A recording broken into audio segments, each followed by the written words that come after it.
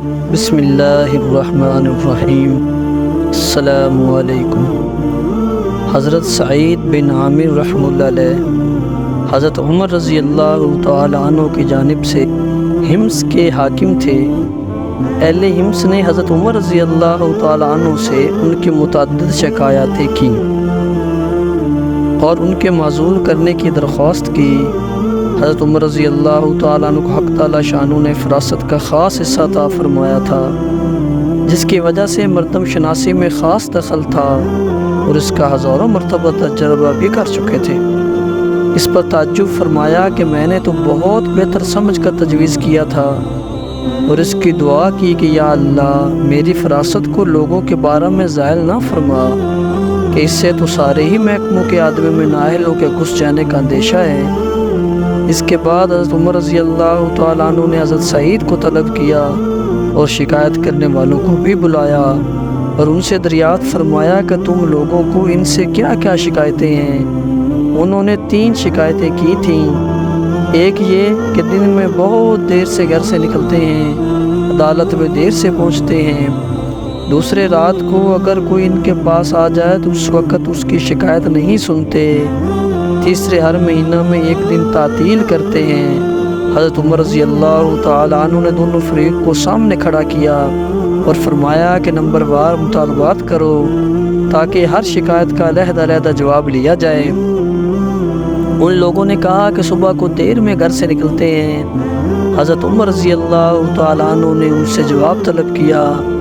انہوں نے عرض کیا کہ میری بیوی تنہا کام کرنے والی ہے، میں آٹا گوندھتا ہوں، روٹی پکاتا ہوں، جب روٹی تیار ہو جاتی ہے تو کھانے سے فارغ ہو کر وضو کر کے باہر چلا آتا ہوں۔ حضرت عمر رضی اللہ تعالیٰ نے فرمایا دوسرا مطالبہ کیا ہے؟ انہوں نے عرض کیا کہ رات کو کام نہیں کرتے، کوئی جاتا ہے تو اس کی حاجت پوری نہیں ہوتی۔ حضرت عمر رضی اللہ تعالیٰ نے فرمایا اس کا کیا جواب ہے تمہارے پاس؟ حضرت سعید نے عرض کیا میرا دل نہیں چاہتا تھا کہ اس کا اظہار کروں، میں نے دن اور رات کو تقسیم کر رکھا ہے، دن مخلوق کا اور رات خالق کی، میں نے رات ساری کی ساری اپنے مولا کو دے رکھی ہے۔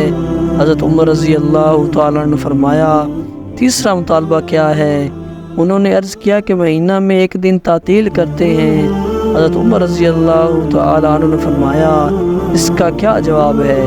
حضرت سعید نے عرض کیا کہ میرے پاس کوئی خادم نہیں ہے، میں مہینہ میں 1 دن اپنے کپڑے خود ہی دھوتا ہوں، ان کو خشک کر کے پہننے میں شام ہو جاتی ہے۔